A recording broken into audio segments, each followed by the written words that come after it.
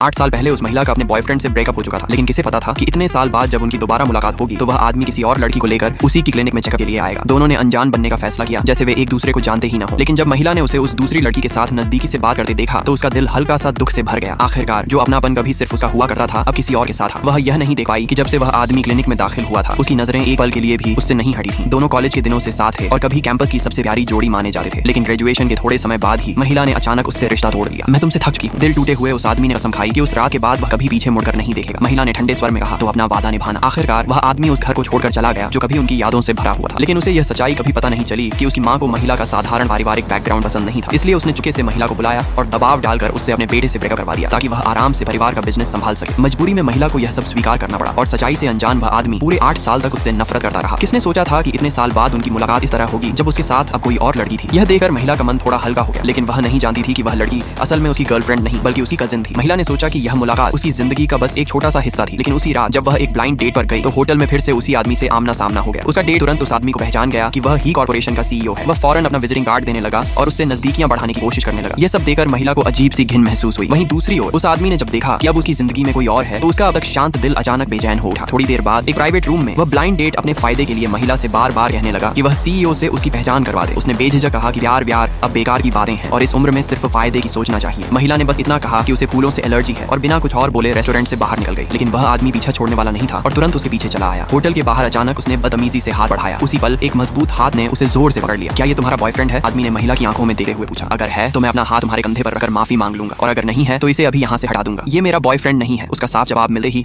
आदमी ने गुस्से में उस ब्लाइंड डेट को जोर से धक्का दे दिया।